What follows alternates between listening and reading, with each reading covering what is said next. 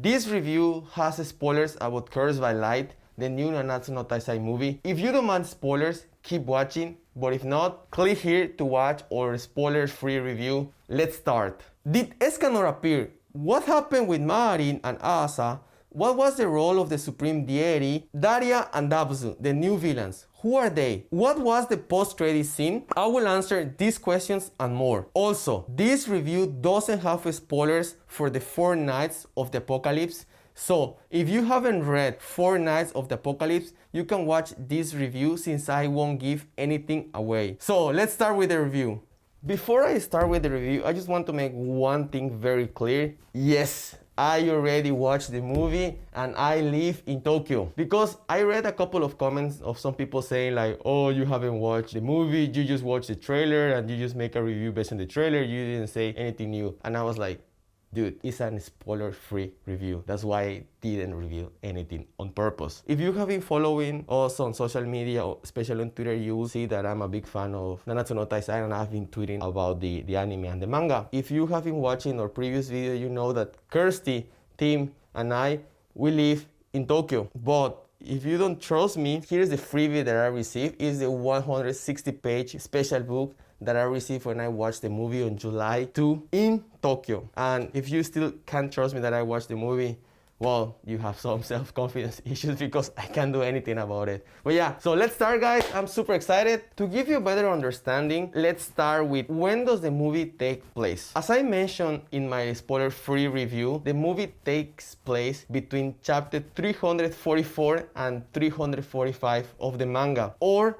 halfway through episode 24 of Dragon's Judgment, which is 6 months after Elizabeth and Meliodas start their trip.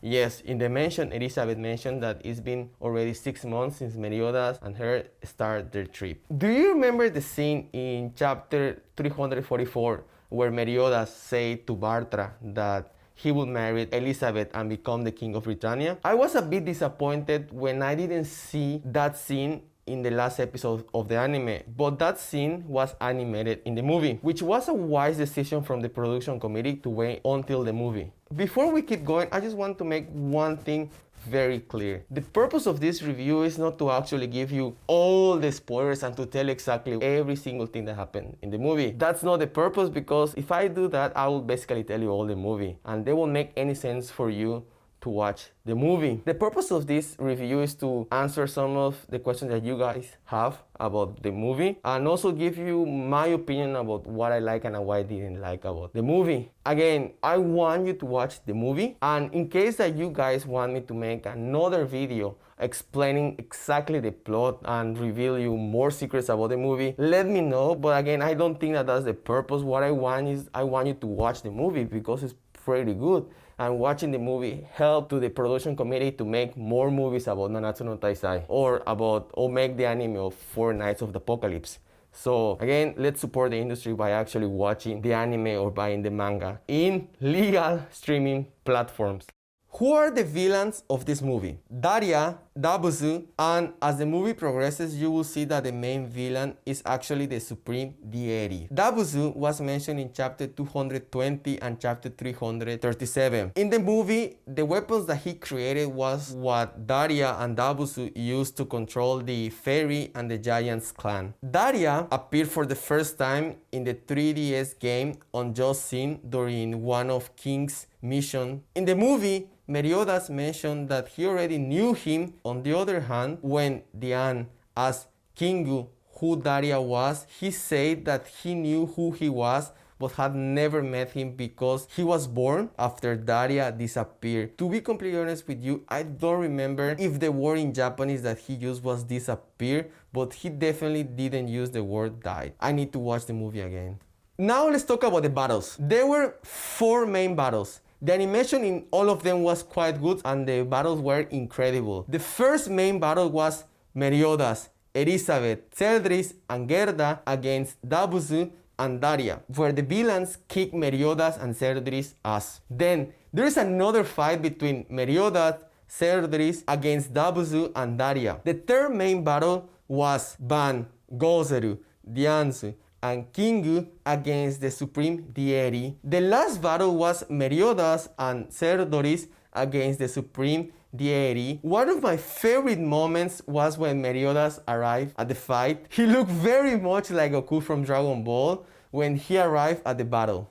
Now, what did I like about the movie? The first thing that I liked was that the movie blends very well with the story and give a better sense of closure. There are many movies that sort of contribute to the story, but if you skip them, you will still understand the story without any problem. For example, the first movie of Boku no Hero Academia, you can skip the movie and not have any troubles. But this movie, Cursed by Light, is a must watch if you want to experience a more complete story and see some extra scenes. For example, the wedding of Diane and Kingu, Hawks and his brother in hell, the relationship development between Theodoris and Meliodas, the wedding of Meliodas and Elizabeth, also the coronation of Meliodas, while only 2 seconds long, was hilarious. The second thing that I like is that this movie focused heavily on Theodoris and Meliodas, who are my favorite characters. I feel like this movie was written with the purpose to show us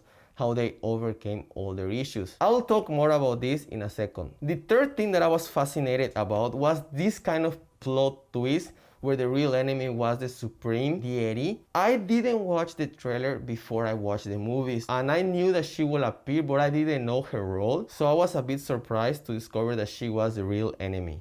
The first thing that I didn't like was the movie jumped too fast to the plot. I wanted to see more scenes of Meliodas and Elizabeth's trip, what the other characters were doing after the war, and more slice of life scenes.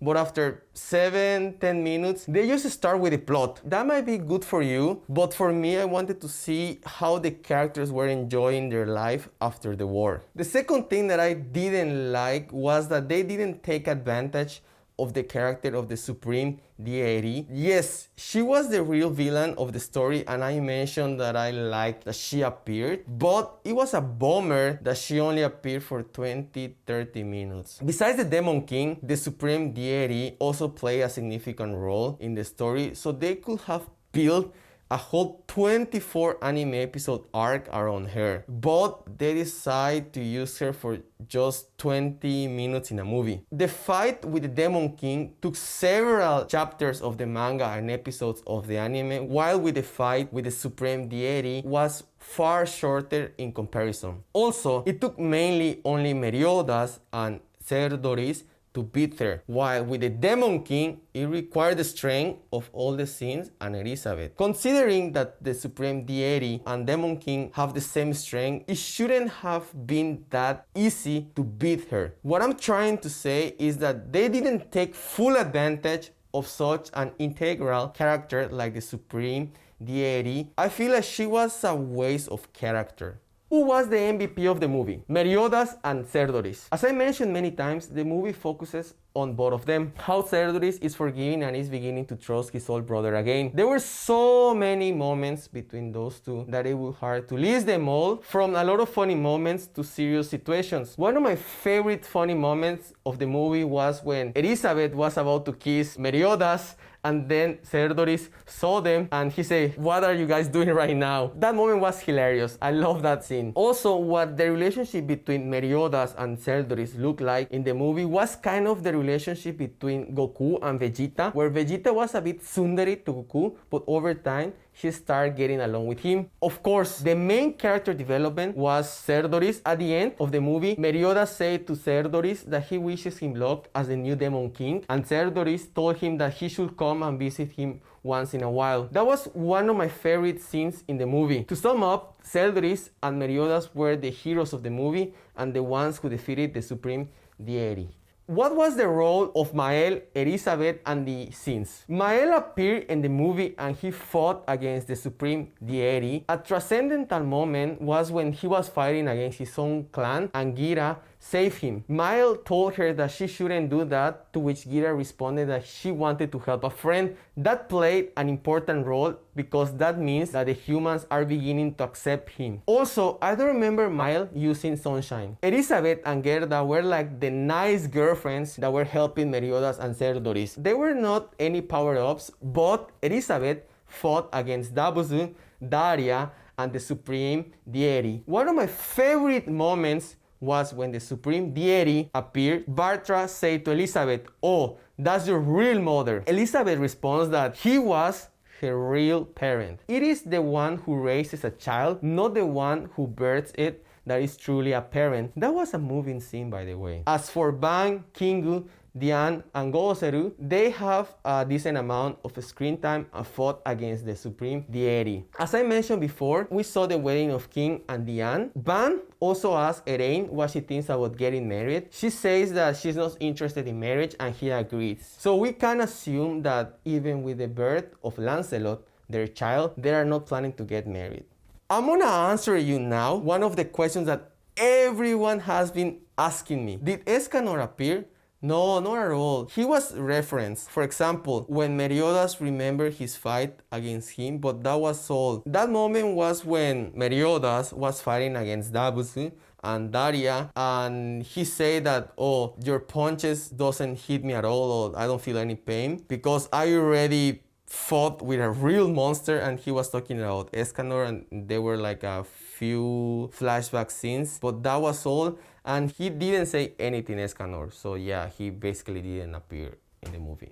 The other question that everyone has been asking me is, what happened with Maarin and Aasa? They only appear in 3-4 scenes talking in front of the ruins of Camelot. They didn't play a significant role in the movie. We saw Asa with only one hand and dealing with a lot of guilt and sadness for not being able to rescue Camelot. In this movie, it doesn't look that he's starting to turn bad. Maarin appeared in the movie, but the scenes never mention her name. So you can assume that they are not on good terms and they don't know her whereabouts, because they never say something like, "Hey, let's call Maarin."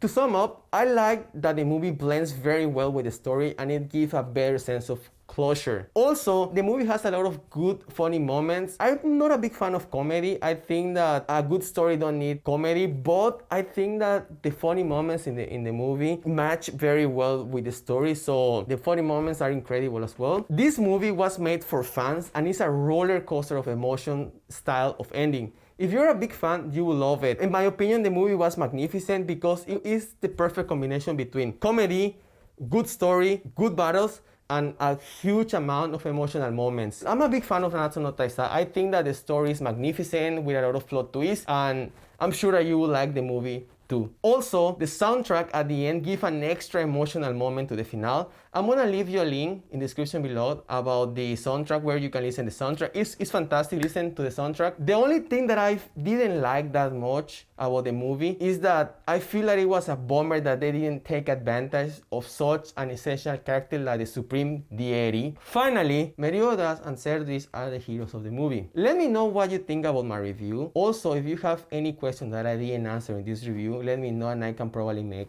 another video. Finally, remember that the movie of Boku no Hero Academia is coming out next month, and I'm gonna make a review spoiler free and with spoilers about the movie, so make sure to subscribe right now. See you in the next video. Thanks, guys. What was the post-credit scene? There was a post-credit scene when Maarin was talking with Asa in front of the ruins of Camelot, and she said the era of the gods is done and the era of chaos just started.